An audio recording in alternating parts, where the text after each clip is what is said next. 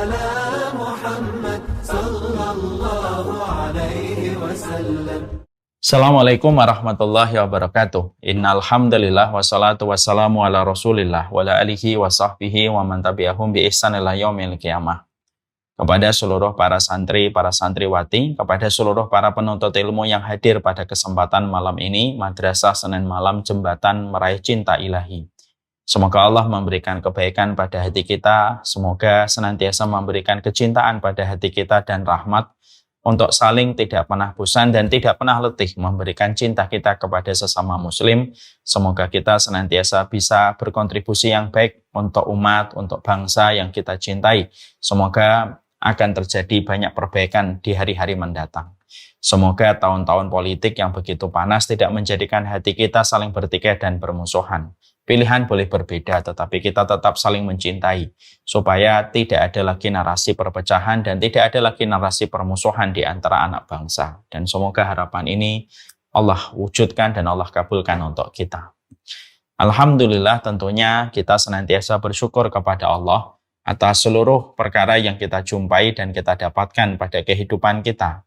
Kita selalu kalau melihat secara tulus apa yang ada di sekeliling kita, maka kita akan mendapatkan alasan-alasan terbaik kenapa kita selalu harus bersyukur kepada Allah. Kalau ada yang sedang bosan, penat dengan apa yang sedang dijalani, ingat, bisa jadi ketika kamu bosan dan penat dengan apa yang sedang kamu jalani, bisa jadi apa yang sedang kamu jalani, harapan dan mimpi banyak orang yang melihat kita dari kejauhan. Kalau ada di antara kita sedang menghadapi sebuah proses hati yang sedang sulit untuk bersyukur, lihatlah orang yang sedang sakaratul maut, lihatlah orang yang mereka sedang merasakan sakit di rumah sakit, supaya kita paham, selalu ada alasan untuk senantiasa bersyukur kepada Allah. Saya kagum sekali ya, walaupun belum bisa mengamalkan secara penuh, tapi saya kagum sekali dengan Hasan Al-Basri. Hasan Al-Basri itu sangat sensitif terhadap hatinya. Jadi kalau Hasan Al-Basri sedang merasakan hatinya keras, sedang merasakan ada problem pada jiwanya, maka yang dilakukan oleh Hasan Al-Basri adalah beliau cari orang yang sakaratul maut, beliau cari orang yang sakit berat, beliau datangi, beliau lihat keadaan-keadaan orang semacam itu. Maka beliau pulang dari rumah-rumah orang yang mendapatkan musibah itu dalam hati yang penuh dengan syukur. Dan tentunya memanfaatkan waktu sebaik-baiknya untuk terus melakukan ketaatan kepada Allah Subhanahu wa Ta'ala. Itulah yang menjadikan kita paham. Semoga hati kita selalu sensitif terhadap setiap kebaikan-kebaikan untuk menjadikan kita tidak pernah lupa untuk selalu bersyukur kepada Allah atas seluruh apapun yang Allah berikan pada kehidupan kita. Semoga Allah mudahkan kita menjadi hamba yang bersyukur kepadanya dalam setiap perkara. Amin, insyaAllah. Seluruh para santriwati, Ummu Khadijah, dimanapun kalian berada. Saya tahu betul bahwasanya kalian sedang memikul sebuah tugas yang berat dan tentunya ada amanah yang tidaklah bisa dikatakan ringan, yaitu adalah bagaimana kalian seluruh para santriwati yang datang dari rumah yang berbeda-beda dan beragam yang letaknya saling berjauhan, hari ini sedang berada di satu kawah cantri di Mukau untuk bagaimana kalian menghafalkan setiap ayat dan menghafalkan setiap lembaran yang ada di dalam mushaf supaya kalian menjadi ahlul Quran. Tentunya ini bukan sesuatu yang sifatnya ringan, karena sesungguhnya konsentrasi menghafalkan setiap kalamnya Allah dan menghafalkan setiap firman-Nya Allah itu merupakan sebuah perkara yang agung, dan karena balasannya itu adalah balasan yang besar. Ketika seseorang yang mampu menghafalkan Al-Quran akan memberikan tajul wakor kepada orang tuanya kelak pada waktu hari kiamat. Dan ini memerlukan banyak sekali aspek kekuatan untuk terus memiliki energi di dalam kekuatan menghafalkan Al-Quran. Saya sebagai orang yang mungkin lebih tua daripada kalian, bukan berarti saya lebih baik, bukan berarti saya lebih solih. Kalaulah saya dikatakan saya lebih tua daripada kalian, mungkin ada banyak pengalaman-pengalaman yang pernah kita lewati. Kami pun juga pernah menghafalkan Al-Quran dalam proses dulu kami belajar di Fakultas Syariah. Oleh karenanya, pada kesempatan ini, saya ingin menyampaikan beberapa tulisan dan beberapa coretan yang pernah kami lalui di dalam perjalanan kami ketika dulu menghafalkan Al-Quran, ketika dulu kami belajar di Fakultas Syariah, supaya coretan-coretan ini bisa menjadi petunjuk bagi kalian, sekaligus pula bisa menjadi pelita, supaya kalian tidak perlu terperosok di dalam banyak masalah yang mungkin dulu kita pernah jumpai ketika kita tidak mendapatkan ilmu yang menerangi kehidupan kita. Oleh karenanya, seluruh para santriwati, pada kesempatan hari ini, kita akan mencoba untuk membahas beberapa pilar yang penting diketahui oleh setiap para penuntut ilmu, dimanapun mereka berada, ikhwan ataupun akhwat, supaya setiap para santriwati memiliki sebuah referensi, terutama juga memiliki sebuah referensi dan memiliki sebuah narasi untuk memantapkan perjalanan mereka ketika mereka menghafalkan Al-Quran. Izinkan saya pada kesempatan hari ini, saya akan menyampaikan ada 10 poin besar yang kalian harus perhatikan di dalam perjalanan panjang kalian ketika menghafalkan Al-Quran, ataupun 10 poin besar yang kalian harus perhatikan kalau kalian nanti belajar ilmu syar'i pada kehidupan kalian untuk mendapatkan sesuatu yang agung di sisi Allah. Dan itu pun harus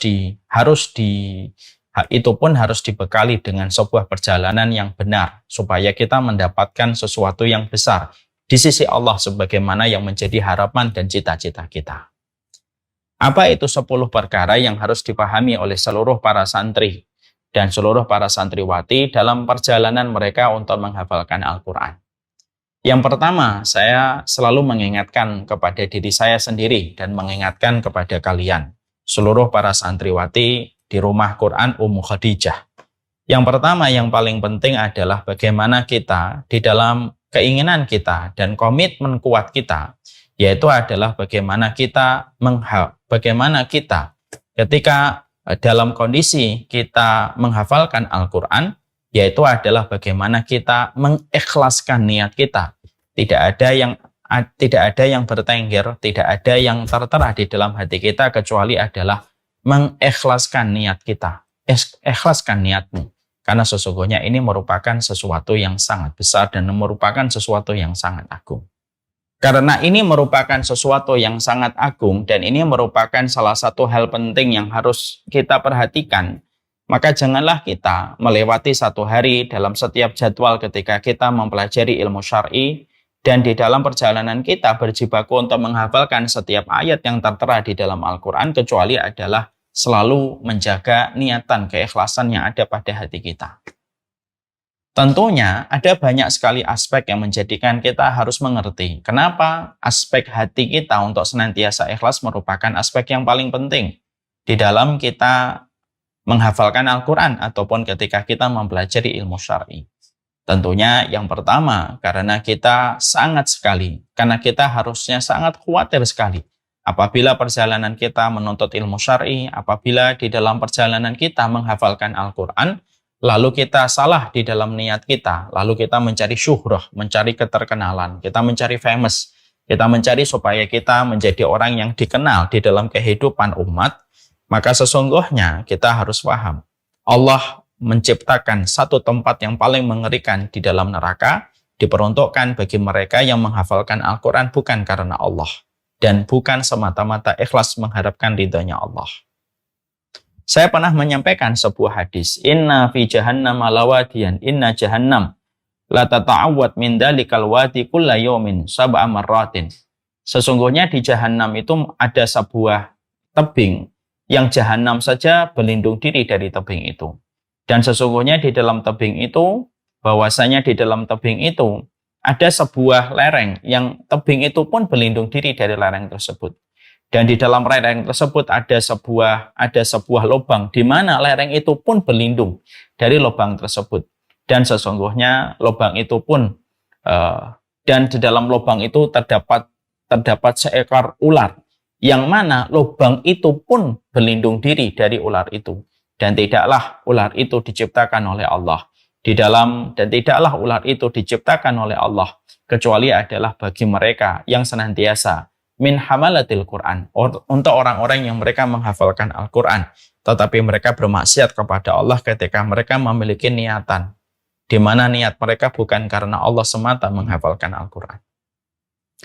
Di sisi yang lainnya kita juga mendapati betul bahwasanya Rasulullah sudah mengancam kita dengan sebuah pemberitaan dan kabar yang datang dari Allah, supaya menjadikan kita merenung di balik setiap mushaf yang kita simak, di balik setiap tulisan yang kita sedang hafalkan.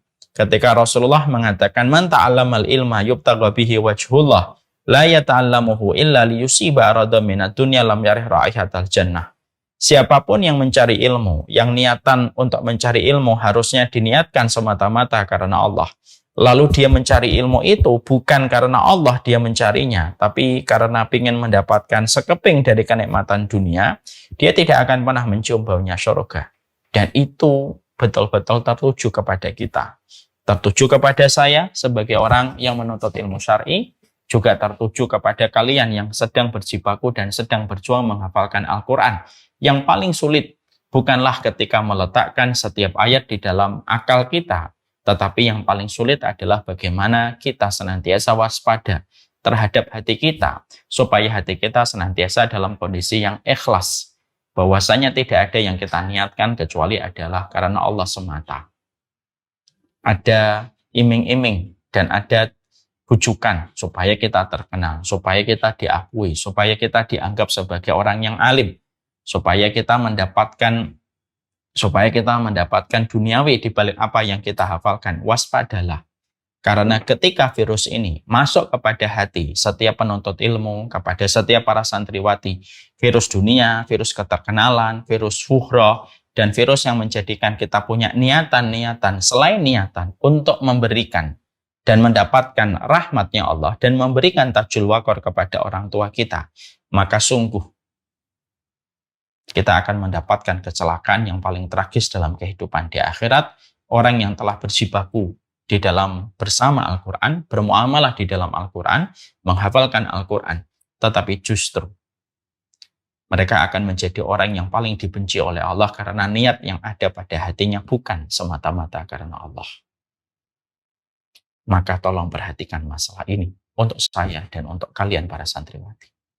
Di sisi yang lain, kalian juga harus memahami bahwasanya ketika kita senantiasa berusaha untuk waspada sebagai orang yang sedang berjibaku di dalam Al-Quran, kita selalu waspada di dalam kita menghafalkan Al-Quran, bahwasanya tidak ada niatan yang kita harapkan kecuali adalah niatan semata-mata karena Allah.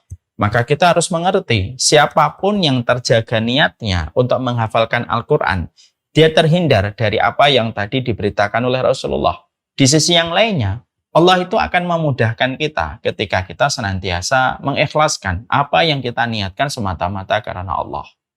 Kita harus ingat ya nak, semua para santriwati, Rasulullah pernah bersabda di dalam satu hadis yang sahih, intasdukillaha yasduka. Kalau niatmu di dalam melakukan apapun, entah kamu bersedekah, entah kamu membangun pondok, entah kamu menghafalkan Al-Quran, kalau niatmu ini semata-mata karena Allah, yasduka, maka Allah yang akan mengatur. Dan Allah yang akan menyelesaikan proses sisanya selama kita betul-betul meletakkan niat kita semata-mata karena Allah Subhanahu wa Ta'ala.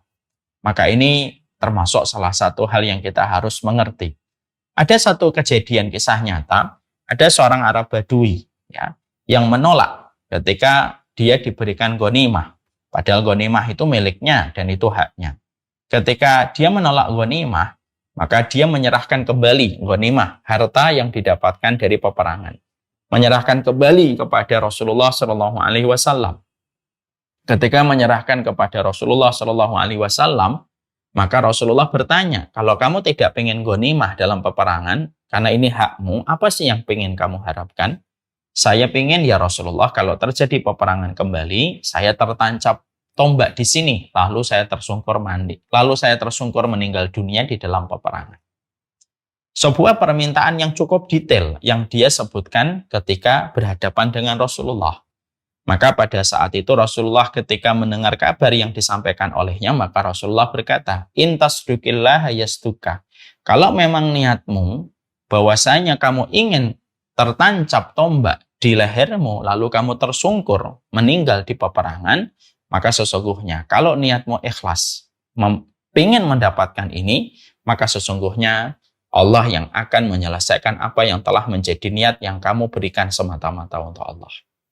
Tidak lama setelah itu ada peperangan kembali dan ternyata sahabat yang pernah mengatakan itu kepada Rasulullah beliau gugur di dalam peperangan berikutnya.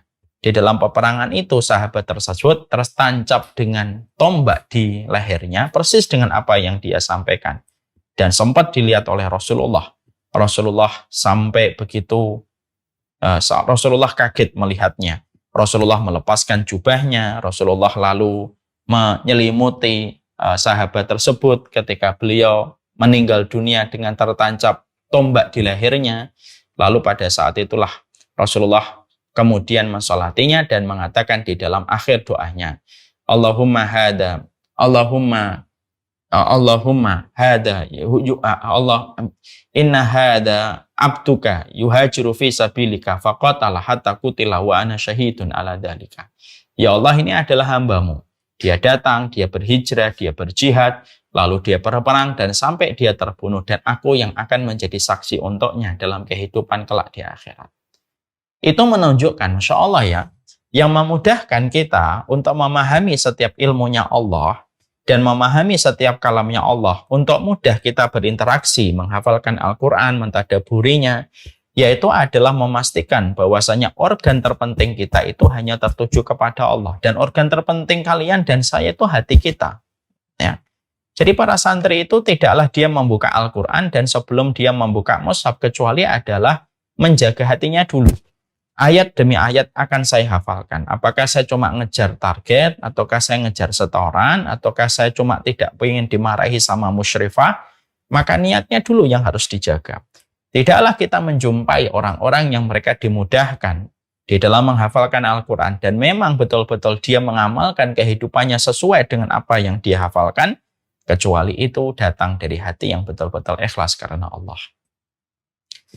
Dan itulah yang akan menjadikan kalian lebih lama mendapatkan sifat istiqomah di dalam perjuangan kalian menghafalkan Al-Quran. Imam Malik itu mengatakan kepada kita, maka nalillahi fahuwa abqa, wa maka nalighairillahi fahuwa lam yabqa. Apapun yang diniatkan karena Allah, maka dia akan awet abadi dan istiqomah dilakukan. Tapi apapun yang tidak diniatkan dan apapun yang tidak ditujukan karena Allah, maka dia tidak akan abadi. Maka inilah yang menjadi poin pertama kepada seluruh para santriwati, kepada setiap para dai, kepada Umar Mita. Marilah kita senantiasa waspada dengan hati kita, apa yang ada di dalam hati kita, dan senantiasa menjadikan kompas hati kita. Tidak ada yang kita niatkan di dalam berdakwah, di dalam kita membuka kitab, di dalam kita membuka mushaf, kecuali satu, karena Allah. Karena yang merusak kehidupan akhirat kita bukan hanya zina, bukan hanya minum khamr, bukan hanya mencuri dan membunuh, tapi yang merusak kehidupan kita di pengadilan Allah, orang yang mereka terpleset pada hatinya. Lalu niat hatinya bukan karena Allah. Keplesetnya kaki kita masih bisa untuk diurut. Keplesetnya hati. Tidak ada obatnya kecuali adalah neraka. Waliyadzubillah. Ini yang pertama.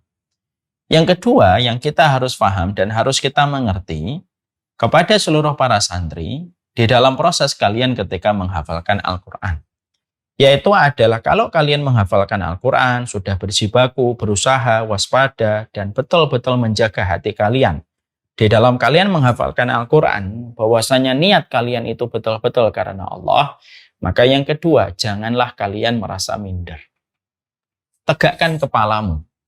Tegakkan kepalamu. Angkat kebanggaan dirimu. Kebanggaan yang bukan menjadikan dirimu sombong, tetapi kamu merasa percaya diri bahwasanya Allah telah memilihmu sebagai orang yang menghafalkan Al-Quran. Banyak sekali yang kita jumpai di dalam perjalanan kita dalam hidup ini. Banyak orang yang menjadi santri ataupun menjadi santriwati. Tapi karena mereka tidak percaya diri, mereka suka malu menyebutkan sekolah mereka. Mereka malu kalau mereka itu santri. Mereka malu kalau mereka itu adalah santri di rumah Quran. Karena mereka merasa bahwasanya itu tidak bisa dibanggakan dibandingkan dengan orang yang kuliah di universitas umum ataupun universitas negeri. Kadang-kadang banyak orang yang sekolah di UI dia bangga, kuliah di UGM dia bangga, dia kuliah di UNPAD dia bangga. Tidak apa-apa. Tapi harusnya yang kita harus miliki pada mindset kita ketika kita menjadi seorang santriwati atau menjadi seorang santriwan yang menghafalkan Al-Quran, maka harusnya kita selalu memiliki pride, bukan untuk sombong, tapi kita itu merasa tegak kepala kita dan kehormatan kita ketika menghafalkan Al-Quran. Jangan sampai ada kasusnya orang yang sedang menghafalkan Al-Quran, belajar ilmu syar'i di pondok pesantren, lalu dia memiliki rasa minder, inferiority complex, lalu akhirnya dia insecure ketika sekolahnya hanyalah menghafalkan Al-Quran. Menghafalkan Al-Quran mah bukan hanyalah menghafalkan. Karena sesungguhnya kalau kalian itu menghafalkan Al-Quran, kalian harusnya berhusnudon kepada diri kalian terhadap Allah. Bahwasanya Allah itu telah memilih kalian untuk menghafalkan setiap kalamnya yang ada di dalam mushaf yang kalian pegang setiap waktu, dibandingkan orang lain yang mereka memegang uang setiap waktu, mereka memegang proyek orang lain setiap waktu, mereka ngurusin proyek orang lain setiap waktu, dan kalian dipilih oleh Allah untuk menghafalkan Al-Quran. Maka surat Yunus ayat yang ke-58 harusnya menjadi energi kepada kalian yang tidak ada putusnya. Qul bifadlillahi wa birahmatihi fabidzalika falyafrahu huwa khairum mimma yajma'un. Qul, katakanlah, bifadlillah, dengan keutamaan yang datang dari Allah. Wa birahmatihi, dan rahmat yang Allah berikan kepada manusia. Fabidzalika falyafrahu huwa khairum mimma yajma'un. Harusnya setiap orang itu merasa bergembira, bersukacita. Karena itu lebih baik daripada apa yang dikumpulkan sebagian besar manusia ketika hanya mengumpulkan materi. Ada orang yang bangga dengan bisnisnya, ada orang yang bangga dengan warisannya, ada orang yang bangga dengan cuannya, ada orang yang bangga dengan belajar ilmu umum, ada yang bangga dengan mempelajari bahasa asing gitu. Maka sesungguhnya setiap para santri dan para santriwati menegakkan kepala mereka memiliki izah yang begitu besar. Bahwasanya kul bifadlillahi wa birahmatihi fabidzalika falyafrahu.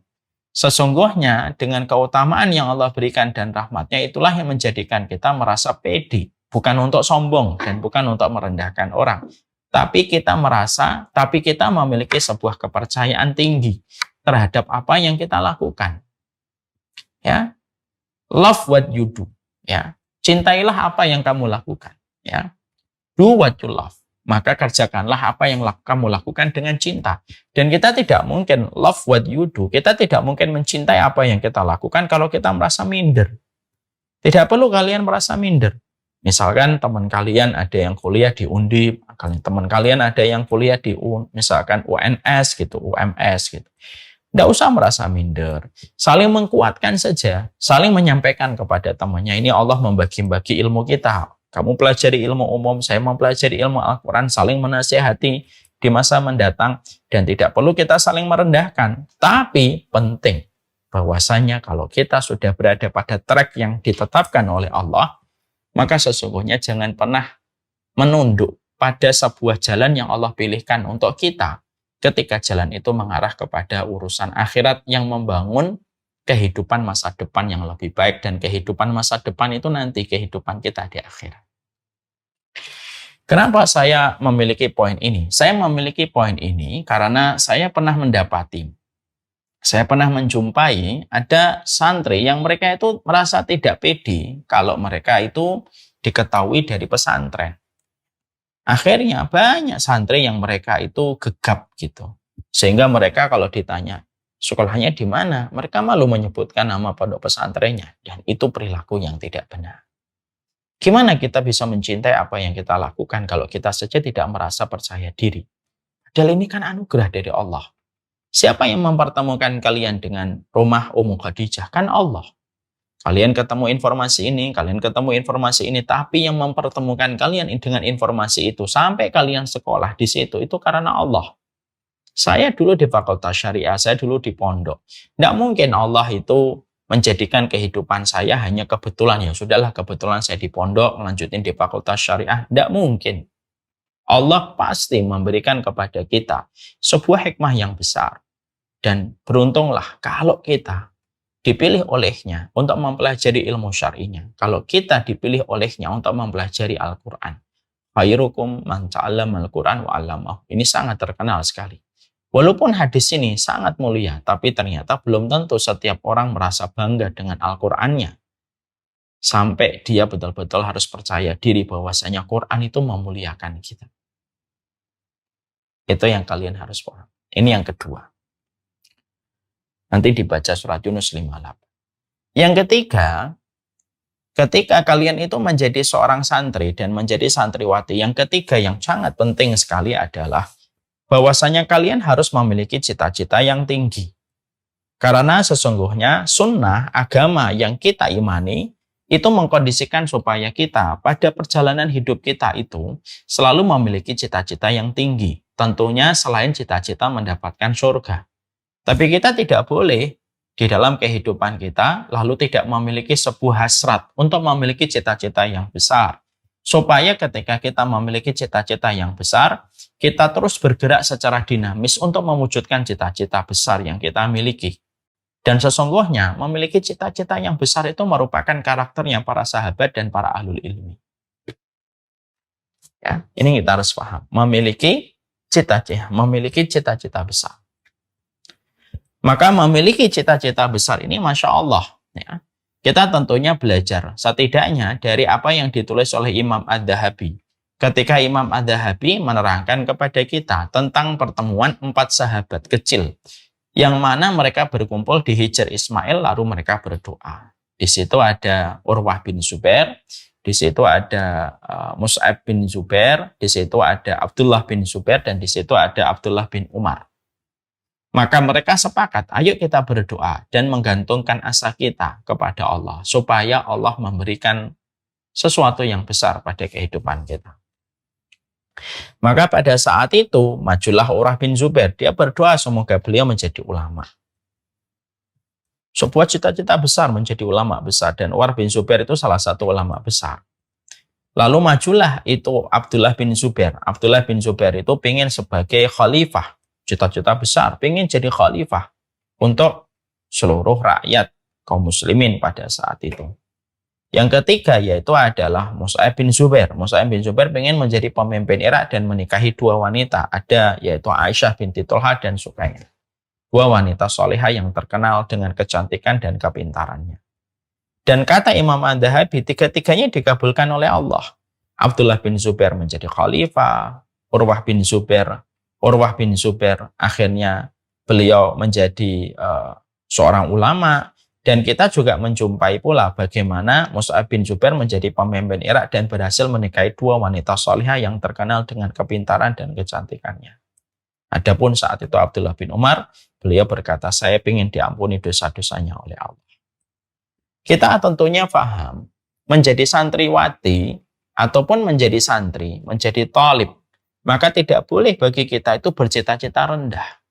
Oke, kita menghafalkan Al-Quran dan itu sesuatu yang besar. Maka kita harus memiliki cita-cita yang besar.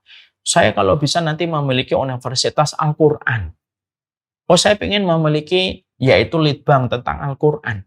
Oh, saya ingin memiliki tim besar yang akan meneliti tentang Al-Quran dan mengeluarkan petunjuk-petunjuk yang bernas dalam kehidupan dari Al-Quran. Itu termasuk cita-cita yang besar.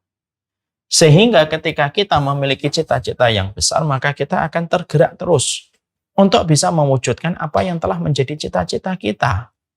Allah menyampaikan di dalam surat Al-Furqan 74 untuk kita. Wahai adik-adikku, Allah menyampaikan di dalam surat Al-Furqan 74, yaitu adalah waja'alna lil muttaqina imama. Jadikanlah kami bukan hanya muttaqin, tapi jadikanlah kami pemimpin orang-orang yang bertakwa.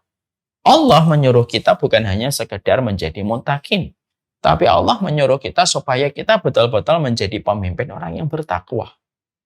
Sehingga saya berharap betul setiap para santriwati di rumah Quran Ummu Khadijah, itu betul-betul setiap para santriwati itu betul-betul memiliki sebuah niatan yang besar. Apa cita-cita besarnya? Selain menghafalkan Al-Quran. Oh, saya nanti ingin memiliki laboratorium Al-Quran. Itu kan hal-hal yang selama ini belum ada. Laboratorium Quran yang artinya betul-betul membedah Al-Quran. Ada yang memiliki universitas Al-Quran. Sehingga ketika kita di dalam usia muda kita, jangan sampai Jangan sampai yang memiliki cita-cita besar itu hanya berkaitan tentang cuan gitu loh. Oh, saya pengen punya perusahaan, oh saya punya bisnis, saya pengen sukses sebelum 40, itu biasanya orang-orang yang mencari cuan. Tetapi terkadang yang kita cukup sedihkan adalah banyak mereka yang belajar ilmu syar'i, ketika mereka belajar ketika mereka menghafalkan Al-Quran, malah kadang-kadang kita tidak memiliki cita-cita yang besar. Akhirnya kalau kita tidak memiliki cita-cita yang besar, kita tidak pernah berusaha untuk berlari menuju kepada apa yang menjadi cita-cita kita. Kita harus betul-betul memiliki sebuah cita-cita besar. Saya dulu ketika mempelajari ilmu syar'i, saya itu pengen sekali bahwasanya mengemas dakwah dengan cara yang terbaik. Walaupun itu menunggu waktu yang sangat lama. Saya lulus, kalau kalian perlu tahu ya, saya ini lulus tahun 2008. Jadi saya memulai dakwah itu tahun 2008 secara pelan-pelan gitu. Sampai akhirnya tahun 2016, 2017, akhirnya mulai diizinkan oleh Allah untuk banyak berdakwah di banyak tempat. Tapi salah satu cita-cita yang saya miliki adalah gimana sih saya ingin di dalam dakwah itu supaya orang itu belajarnya runut, sistematik, tetapi memang dakwah itu memiliki visual yang bagus. Cita-cita itu ada dan itu saya tanam dari beberapa tahun yang lalu. Lah cita-cita itu yang menjadikan kita hidup. Kalau manusia tidak punya cita-cita, dia tidak lebih sebagaimana mayat hidup. Tidak punya cita-cita kok. Jangan sampai nanti ada di antara para santriwati Ummu Khadijah. Nanti mereka kalau ditanya cita-citamu apa? Mereka ngomongnya apa ya? Ya, pokoknya hafal Quran aja lah gitu. Memang itu pun tidak mengurangi kemuliaannya, tapi kalaulah dia ingin memiliki cita-cita besar itu kan jauh lebih baik. Dulu para ulama mereka ingin memiliki cita-cita yang bisa menjadikan amal mereka itu terus mengalir untuk mereka. Akhirnya mereka mengarang kitab, mereka menulis banyak sekali ilmu yang akhirnya menjadi warisan pahala untuk mereka walaupun mereka sudah meninggal dunia ratusan tahun yang lalu. Ya, Imam Bukhari memiliki cita-cita besar untuk mengumpulkan hadis-hadis yang sahih dari Rasulullah SAW. Walaupun beliau berjibaku dengan luar biasa sepanjang perjalanan hidupnya untuk mengumpulkan hadis-hadis yang sahih. Tapi lihat hari ini, kita menjumpai warisan Imam Bukhari tidak pernah lekang oleh waktu.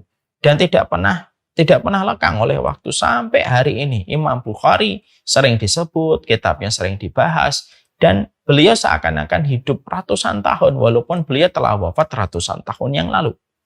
Maka diri kalian harus punya cita-cita itu.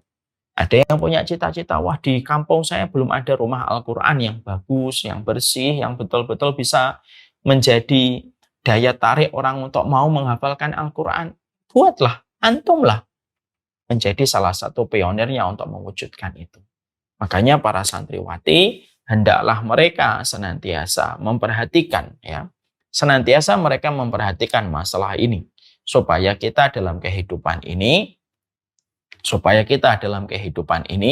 tidak hanya sekedar kita melepaskan kewajiban, tapi kita menjadi hidup pikiran kita terasah dan akhirnya pikiran kita terus bergerak secara dinamis untuk mewujudkan apa yang kita inginkan dan kita wujudkan supaya menjadi jariah untuk kita, supaya menjadi pahala yang terus mengalir setelah kita wafat.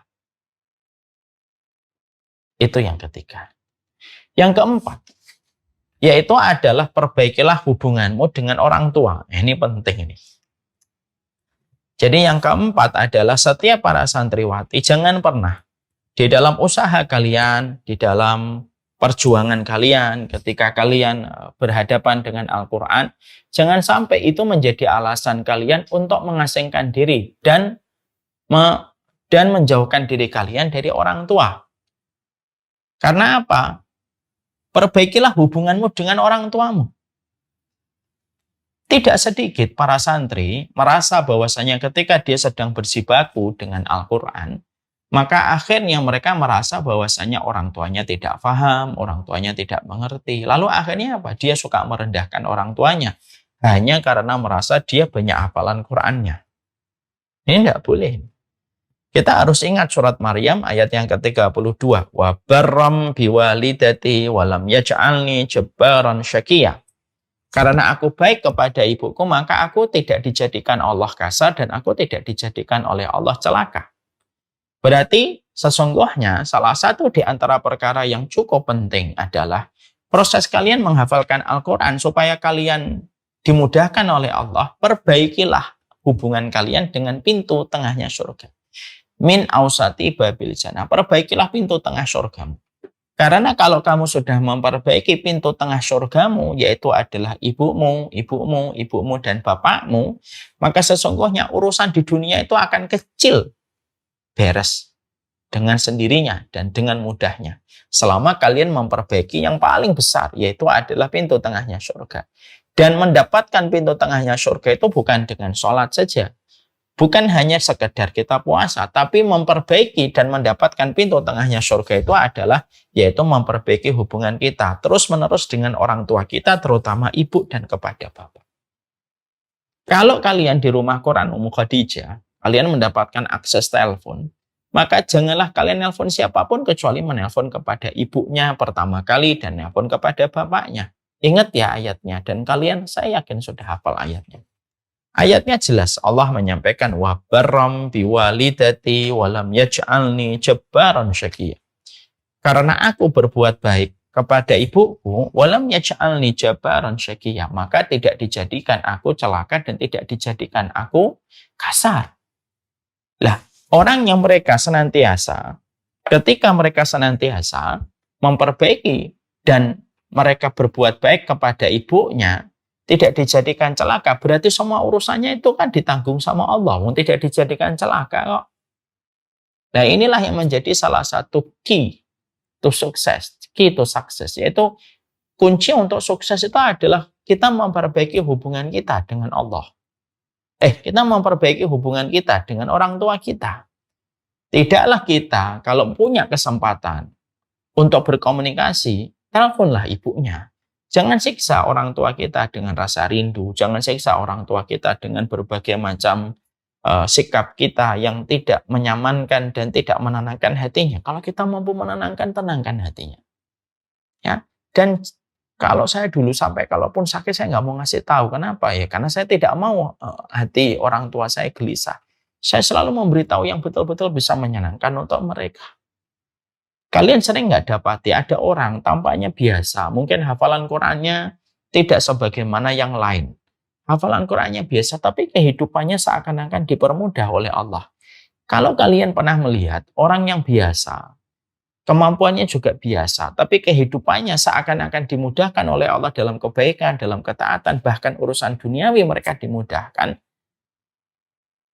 berarti biasanya ada kunci yang mereka lakukan sampai dia mendapatkan semua kemudahan dan kelapangan itu. Apa itu? Kuncinya adalah kebaikan dia kepada ibunya dan kepada bapaknya. Maka ini merupakan salah satu hal yang penting, ya, supaya tidak ada lagi seorang santri, seorang santriwati di pondok ataupun di rumah Quran, mereka ternyata menjaga jarak dengan orang tuanya, mereka jarang berhubungan dan berkomunikasi dengan orang tuanya gitu. Bahkan ketika santri mendapatkan rezeki, dia tidak ingat ibunya dan tidak ingat bapaknya. Ingatlah kalau dapat rezeki itu ingat. Apa yang kamu berikan kepada orang tuamu, walaupun hadiah daster saja yang kalian belikan, mungkin di Cibubur kalian beli daster gitu, kalian kirim ke rumah. Atau kalian pesankan di pasar online gitu, marketplace gitu. Maka itu yang justru akan memberi keberkahan besar untuk kalian. Sadar atau tidak sadar, mengerti ataupun kita belum mengerti, maka inilah yang kita harus selalu perhatikan. Makanya akhirnya itu yang kita harus selalu kita evaluasi setiap waktunya. Bagaimana kita bersama dengan orang tua kita dan bagaimana nama kita di hati mereka.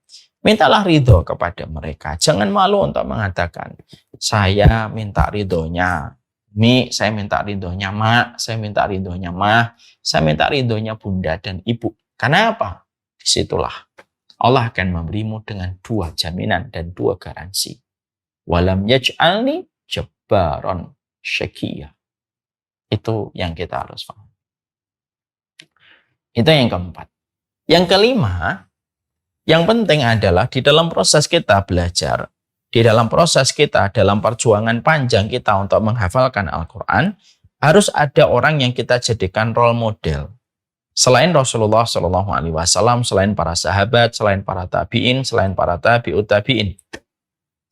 Kita harus betul-betul menjadikan seseorang itu menjadi role model. Ya. Menjadi role model untuk kita, supaya mereka itu kita contoh, supaya ada iri hati, dalam tanda kutip, yang diperbolehkan untuk melejitkan potensi diri kita. Ya. Maka Rasulullah sudah menyampaikan kepada kita dalam satu riwayat yang sahih, la hasada illa fisnataini. Tidak boleh hasad kecuali kepada dua orang. Yang pertama, yaitu orang yang diberikan harta lalu menggunakan hartanya di jalan Allah. Dan yang kedua, orang yang mereka diberikan ilmu lalu menggunakan ilmunya di jalan Allah. Ini artinya bahwasanya Rasulullah itu secara tidak langsung ketika menyampaikan hadis ini, Rasulullah itu nyuruh kita gitu. Kamu itu harus punya orang yang kamu iri dengannya dalam tanda yang positif, makna yang positif. Dan supaya ketika kamu memiliki orang yang kamu iri terhadapnya atau ghibtah kepadanya, maka bisa melejitkan potensi dirimu dalam kebaikan. Ya, misalkan kalian melihat ada seseorang yang kalian layak jadikan contoh untuk kalian. Saya melihat hafalannya dia bagus, saya melihat bagaimana dia akhlaknya, itu dijadikan kalian itu contoh. Lalu akhirnya ketika menjadi role model, itu memicu kalian. Supaya kalian senantiasa bisa berlaku sebagaimana dia. Karena manusia itu cuma dua. Wahai para adik-adikku, para santriwati harus paham. Manusia itu kalau nggak mempengaruhi, dipengaruhi. Makanya ketika Rasulullah mengerti betul manusia itu mempengaruhi atau dipengaruhi, maka itulah yang menjadikan Rasulullah. Itu yang menjadikan Rasulullah SAW akhirnya beliau menetapkan dan mengkondisikan supaya setiap kaum muslimin itu memiliki ghibtah pada hatinya.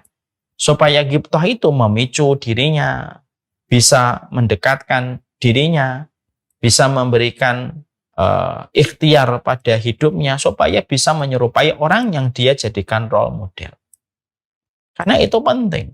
Kalau bukan karena role model yang kita miliki, terkadang akhirnya kita itu tidak punya pembanding pada hidup kita. Coba kalau kita tidak punya role model, kita tidak punya pembanding. Tapi dengan adanya role model yang kita miliki, akhirnya kita punya pembanding pada kehidupan kita. Dan itu sangatlah penting pada perjalanan kita, supaya kita paham, supaya kita mengerti. Role model pada kehidupan kita itu menjadikan kita terpicu dan terpacu pada kebaikan. Siapa role modelmu, wahai para santriwati? Ya, tentunya role model ini yang betul-betul benar ya kita jadikan contoh dan betul-betul layak untuk dijadikan role model. Bukan sekedar pemain sinetron, bukan sekedar pemain film, bukan sekedar bintang atau K-pop, bukan itu, tapi role model dalam ketaatan yang sedang kalian lakukan ketika menghafalkan Al-Quran. Ya, tetapkan siapa role modelmu. Iri hati yang melejitkan potensi.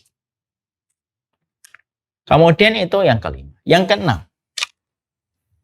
Yang keenam yang juga cukup penting adalah sesungguhnya perjalanan kalian ketika kalian itu menghafalkan Al-Quran ataupun kalian mempelajari ilmu syar'i, saya jamin tidak setiap orang itu akan memandangmu dengan pandangan positif.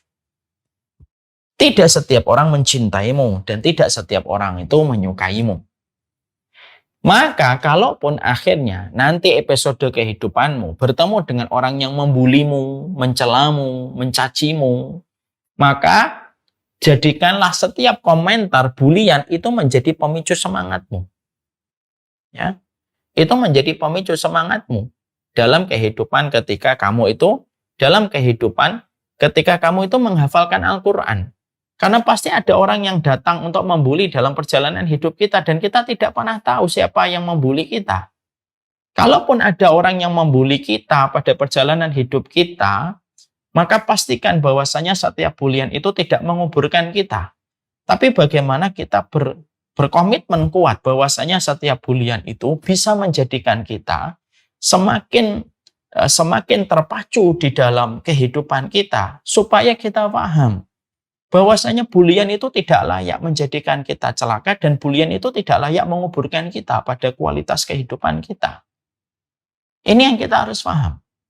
Banyak para ulama, mereka lahir menjadi ulama besar itu karena mereka dalam tanda kutip mendapatkan bulian. Contoh nih, walaupun bulian-bulian itu sebenarnya adalah semangat yang disampaikan oleh orang-orang di sekitar mereka. Contoh, Imam Adz-Dzahabi, beliau itu menjadi ulama gara-gara Imam Adz-Dzahabi itu dikomentari seseorang. Wah, tulisan tanganmu kayak ulama. Padahal pada saat itu beliau masih belia. Gara-gara omongan itu sering teringat-ingat oleh Imam Adz-Dzahabi, akhirnya Imam Adz-Dzahabi itu terpacu semangatnya. Akhirnya beliau menjadi ulama besar. Imam Adz-Dzahabi jadi ulama benar. Dimulai dari satu kata ketika beliau mendapatkan bulian. Tulisanmu tuh kayak ulama. Dan akhirnya jadi ulama. Kita juga pernah mendapati ada seorang ulama yaitu adalah Dawud Al-Dhahiri. Dawud Al-Dhahiri itu lebih keras lagi bulian yang pernah beliau dapatkan. Beliau pada saat hidupnya, beliau itu jauh sekali dari agama. Sehingga di usia lebih 40 tahun. Dia ketika masuk ke masjid, nggak sholat tahiyatul masjid. Orang itu menyerang dia. Ini orang goblok banget ya, masuk masjid nggak tahiyatul masjid. Akhirnya dia sholat tahiyatul masjid. Ketika beliau sholat tahiyatul masjid, beliau merasa ini yang benar. Satu waktu dia masuk masjid habis asar. Masuk masjid langsung tahiyatul masjid. Pendapat fikih di kampung itu tidak ada sholat sunnah setelah sholat asar. Dia langsung sholat 2 rakaat tahiyatul masjid habis asar. Orang pun mengatakan kepada dia, bodoh banget ya habis sholat asar kok malah sholat sunnah tahiyatul masjid. Lah dia bingung Dawud Al-Dhahiri. Saya tidak sholat tahiyatul masjid dibilang goblok. Saya ketika saya sholat tahiyatul masjid saya juga disebut goblok. Terus gimana? Akhirnya gara-gara kalimat goblok dan bodoh yang beliau dapatkan, akhirnya menjadikan seorang Dawud Al-Dhahiri belajar dan akhirnya walaupun usianya tidak lagi muda, tidak menjadi hambatan beliau. Akhirnya beliau menjadi ulama besar. Menjadi ulama besar. Ketika beliau itu mempelajari dan menjadikan bulian itu menjadi sebuah teriakan yang mengokohkan, bukan teriakan untuk menguburkan. Kalian para santri pasti akan pernah menjumpai kondisi-kondisi bahwasanya ada bulian. Kondisi ini pasti kalian akan jumpai dalam perjalanan kalian. Karena apa? Kita merupakan makhluk sosial. Dan ketika kita merupakan makhluk sosial dengan segala konsekuensinya, kita ini akan menjumpai banyak orang dan tidak setiap orang itu mereka pro dengan kita. Maka kalau kita akhirnya tidak memiliki sebuah sikap pada pola pikir kita bahwasanya setiap bulian itu bisa melecut potensi kita, ya kita akan terkubur. Banyak orang yang mereka menghadapi bulian hari ini tidak kuat. Ada yang mati bunuh diri, ada yang lari kepada narkoba, dan lari pada pelarian-pelarian yang justru menjadikan kehidupannya berantakan. Jangan. Kalaupun kalian mendapatkan bulian, sedih tidak apa-apa. Sedih itu divalidasi. Tapi setelah sedih itu, kita harus berpikir, kita setting bagaimana bulian itu, kita bisa buktikan bulian itu akan menyesal bulian itu.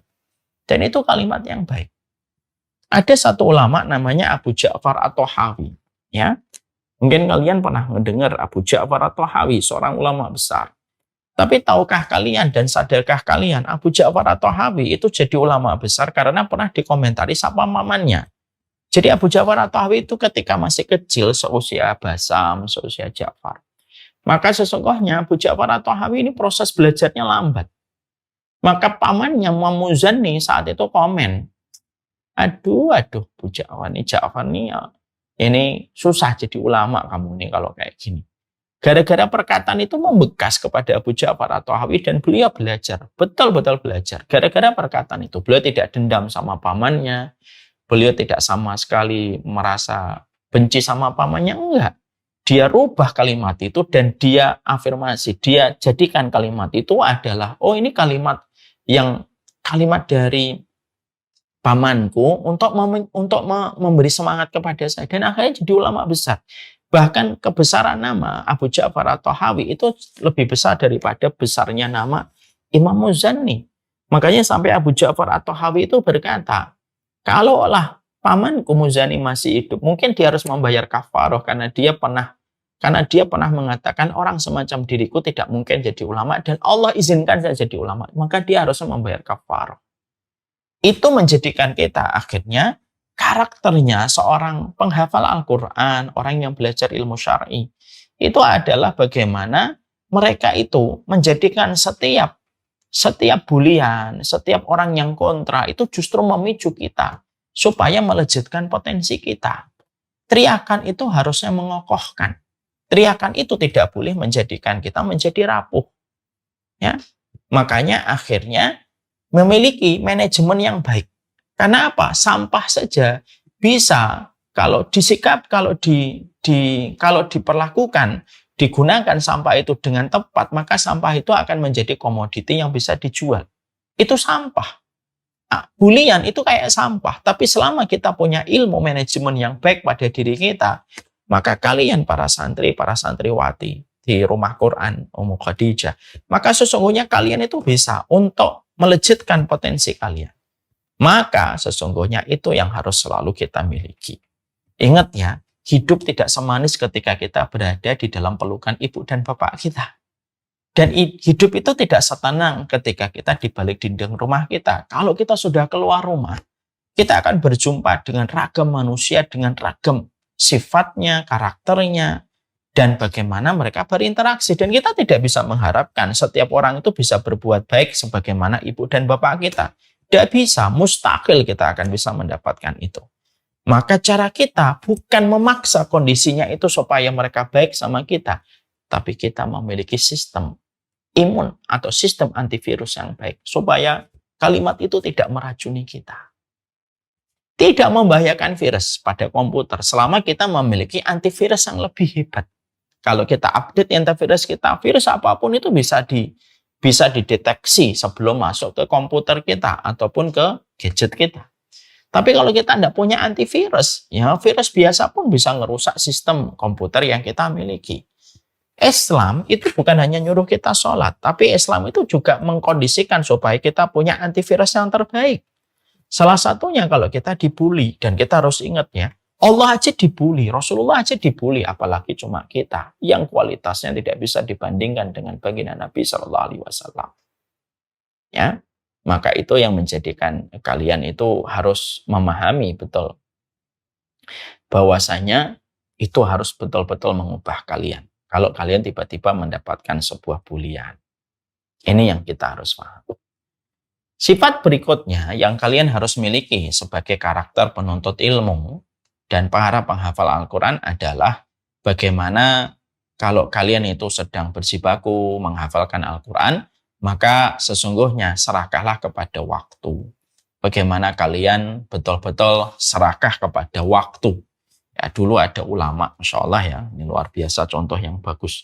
Ada ulama itu yang beliau itu kalau ke kamar mandi, sampai-sampai anaknya disuruh untuk membacakan kitab supaya beliau ketika di kamar mandi mendapatkan ilmu. Saking serakahnya beliau kepada ilmu.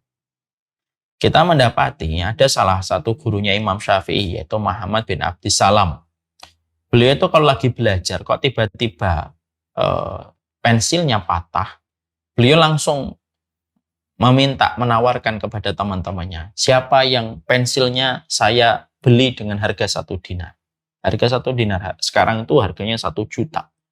Tentunya teman-temannya berebutan. Kenapa beliau sampai menawar 1 pensil dengan harga 1 dinar? Karena beliau tidak mau kehilangan waktu yang terlewatkan ketika tidak mencatat apa yang disampaikan oleh gurunya. Ini yang menjadikan kita paham. Usia kalian itu usia golden age. Usia kalian itu usia emas. Untuk betul-betul kalian itu banyak belajar. Saya membuktikan betul apa yang kita baca 10 tahun yang lalu, 20 tahun yang lalu. Pada satu waktu akan disimpan di bawah memori, di bawah akal sadar, di bawah sadar kita. Tapi pada satu waktu ketika berlalunya waktu, pada saat dibutuhkan, apa yang pernah kita baca keluar satu persatu. Maka inilah yang menjadikan akhirnya salah satu di antara key to success atau kunci keberhasilan bagi seorang santri dan seorang santriwati dalam upaya mereka, usaha mereka, perjuangan mereka untuk menghafalkan Al-Quran menghafalkan ilmu syar'i, karena menghafalkan dan belajar ilmu syar'i itu jauh beratnya, luar biasa. Kita berhadapan dengan bahasa Arab, kita berhadapan dengan kaidah, kita berhadapan dengan ayat dan hadis yang harus dihafalkan. Kalau kita tidak memiliki serakah pada waktu dan belajar konsisten terhadap apa yang kita pelajari, maka sesungguhnya, maaf ya, kita mungkin tidak akan pernah mendapatkan yang terbaik pada kualitas kehidupan kita. Ya.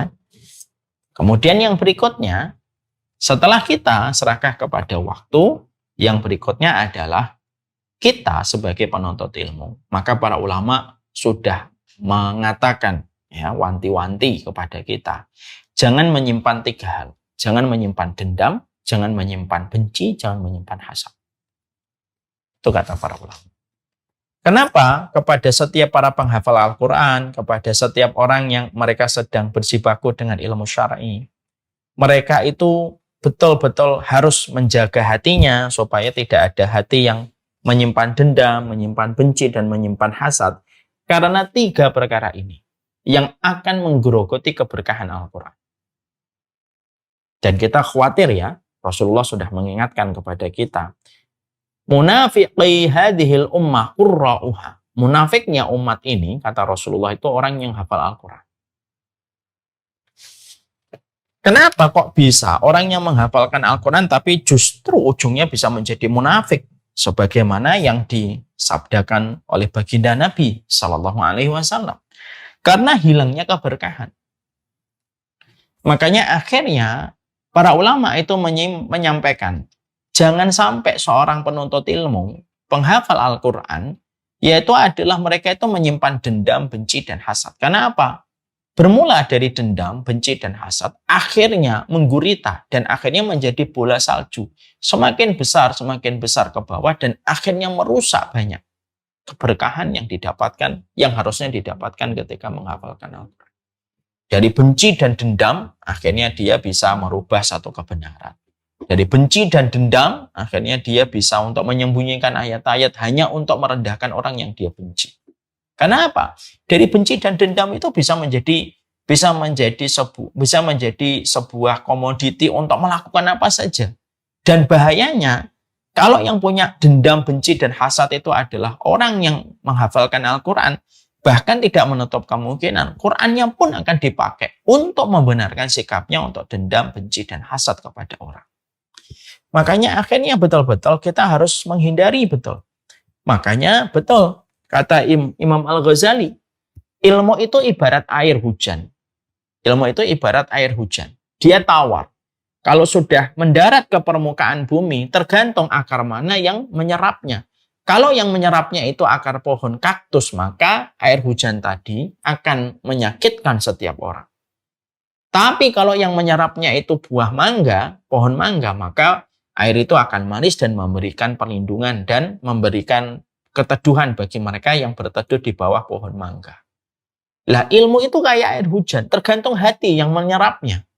Kalau ada orang yang menghafalkan Al-Quran, hatinya penuh dengan dendam, akhirnya apa yang dihafalkan hanya untuk membenarkan dendamnya, bencinya, dan hasadnya. Tapi kalau ada orang yang ketika menghafalkan Al-Quran, dia betul-betul sudah mengkondisikan hatinya untuk dibersihkan, disucikan setiap waktunya, maka sesungguhnya kalau dia sudah berusaha untuk menjaga hatinya, mensucikan hatinya, maka sesungguhnya setiap hafalan Quran yang dia dapatkan akan menjadi sebuah pelajaran yang bisa mengubahnya menjadi lebih baik. Ya, maka disitulah setiap para penuntut ilmu hindari dendam, benci, dan hasad. Ya, dan yang terakhir, yang penting juga, ya, maka untuk para santri dan para santriwati, dalam proses kita ketika kita berinteraksi dengan ilmu, berinteraksi dengan mushaf Al-Quran yang kita hafalkan, maka harusnya kita itu self-love, artinya adalah mencintai diri kita. Suka mengatakan kalimat-kalimat yang baik untuk diri kita. Inilah yang disebut dengan tafa'ul. Tafa'ul itu artinya adalah menguatkan tekad, mendorong kesungguhan dengan memberikan afirmasi kepada diri kita. Jangan suka mengatakan kepada diri kita dengan kata-kata yang sifatnya adalah negatif. Kamu bodoh, kamu tidak bisa ngerjain itu. Kamu tidak bisa menjadi orang yang menjadi guru besar Quran. Kalimat itu meracuni kita. Ya. Maka sesungguhnya kita harusnya memahami betul bahwasanya kalimat yang baik itu kalimat yang memberikan afirmasi kebaikan untuk kita. Rasulullah pernah mendatangi ada Arab Badui yang sakit, lalu Rasulullah mengucapkan sebuah kalimat doa la ba'sa tahur. Tidak apa-apa, insya Allah sakitmu menghapuskan dosamu. Tapi orang tua Badui itu malah mengatakan, tidak, ini sakit yang akan mencelakakan diriku. Dan akhirnya betul beberapa hari setelah itu dia meninggal dunia. Makanya di dalam kehidupan sunnah itu memberikan kepada kita bahwasanya kekuatan asa itu terkadang datang melalui rangkaian kata-kata. Saya ulang kembali. Kekuatan asa itu terkadang datang melalui rangkaian kata-kata. Makanya kita itu harus selalu mengatakan sama diri kita, waj'alni, makanya mengatakan sama diri, insya Allah saya bisa, insya Allah saya mampu, insya Allah Allah izinkan saya untuk mendapatkan itu, insya Allah saya bisa hafal Al-Quran, insya Allah saya bisa untuk mentadabburi Al-Quran. Ucapkan kalimat-kalimat yang membangkitkan sebuah tafaul pada diri kita, optimisme kepada diri kita. Karena terkadang yang menjadikan kita terpuruk dan terkubur itu bukan hanya karena bulian yang datang dari orang lain. Tapi terkadang karena kita sendiri. Karena yang meracuni kita itu kadang-kadang pikiran kita sendiri yang meracuninya. Hati-hati terhadap pemikiran kita. Kata Imam Ibnu Qayyim, hati-hatilah terhadap apa yang kamu pikir. Karena apa yang kamu pikir itu dominan dalam kehidupanmu. Maka katakanlah kata-kata yang baik. Katakanlah kata-kata yang baik. Yang akhirnya kata-kata itu bisa memberikan kepadamu semangat. Membulatkan tekadmu, membesarkan semangatmu di dalam proses kamu ketika mendapatkan apa yang kamu inginkan. Mari kita belajar. Ada sebuah riwayat yang datang dari riwayat Muslim. Apa sih doanya kalau kita dipuji? Doanya kalau dipuji adalah indah. Kalau kita dipuji, maka kita mengatakan, Allahumma la tu'akhidni bima yaqulun. Waghfirli bima la ya'lamun waj'alni khairan mimma yadhun. Rasulullah itu mengajarkan sebuah tafaul yang luar biasa. Kalau kita sedang dipuji ya, artinya supaya kita tidak rusak berantakan gara-gara pujian. Allahumma la tu'akhidni bima yaqulun. Ya Allah, janganlah engkau menyiksa saya karena pujian mereka. Ampunilah saya karena mereka memujiku atas apa yang tidak mereka ketahui. Lalu ditutup sama Allah. Lalu ditutup dengan sebuah kata-kata yang bagus yang menunjukkan tafaul. Waj'alni khairan mimma yadhun. Dan jadikan saya itu lebih baik daripada apa yang mereka puji. Artinya, saya jauh lebih baik dari apa yang mereka puji dalam perkara itu. Ini namanya tafaul. Ini namanya self-love. Ini namanya afirmasi kepada diri kita. Kita mampu kok. Kita bisa. Kalau dulu ada guru saya dan ustadz saya sering berkata, Imam Bukhari itu apakah ketika dia lahir langsung hafal Al-Quran? Tidak. Dia juga sama ketika lahir nangis, ketika lahir tidak bisa apa-apa. Kita punya modal yang sama dengan orang lain. Makanya janganlah suka merendahkan diri kita. Makanya sampai ada orang mengatakan, ada seorang ulama mengatakan, kalau ada manusia tidak bisa mencintai dirinya dan memberikan tafaul pada dirinya, itu tanda orang yang tidak bersyukur terhadap pemberian Allah. Yang kedua, terus siapa yang akan menghargai dirimu kalau dirimu saja tidak menghargai dirimu sendiri? Padahal Allah tidak pernah gagal menciptakan produk di dalam setiap ketentuan takdir. Makanya sembari kita menghafalkan Al-Quran, kita ingat, ya Allah, insya Allah saya dimudahkan oleh Allah, dirahmati oleh Allah, dan Allah bersama dengan prasangka. Inilah karakter ya. Saya perlu menyampaikan karakter ini, karena biasanya banyak di antara kita lupa apa yang harus kita tempa pada karakter kita. Karakter itu penting sekali. Makanya ada kata-kata bagus. If you lose your money, you lose nothing. If you lose your health, you lose something. But if you lose your character, you lose everything. Kalau kamu kehilangan uang, kamu nggak kehilangan apa-apa. Tapi kalau kamu kehilangan kesehatan, kamu kehilangan sesuatu. Tapi kalau kamu nggak punya karakter, kamu kehilangan segalanya dalam hidup. Ikhlaskan niatmu, tegakkan kepalamu, milikilah cita-cita yang besar, perbaikilah hubunganmu dengan orang tua, tetapkan siapa role modelmu, jadikan setiap komentarmu pemicu semangatmu, serahkanlah kepada waktu, jangan simpan dendam, benci, dan hasad, dan afirmasi diri kita dengan kata-kata tafaul di dalam proses kehidupan kita. Semoga kita senantiasa dikuatkan oleh Allah dalam proses kita belajar ilmu syar'i, di dalam menghafalkan Al-Quran. Inilah pentingnya karakter. Semoga kita mendapatkan poin-poin keberkahan dari apa yang kita pelajari. Insya Allah. Inilah pertemuan kita. Nanti insya Allah bulan depan kita akan kembali kepada kajian kitab. Saya khusus menyampaikan materi ini. Saya khawatir bahwasanya materi-materi yang semacam ini malah justru belum difahami oleh para santri dan para santriwati. Padahal ini materi yang cukup penting yang harus difahami. Dan apa yang tadi saya sampaikan poin-poinnya merupakan bagian dari intisari hikmah dari perjalanan hidup kami. Karena kami juga dulunya adalah penuntut ilmu syar'i sampai sekarang. Dulunya juga menghafalkan Al-Quran di pondok tahfidz. Semoga Allah senantiasa memberikan kepada kita kekuatan dalam apa yang kita kerjakan.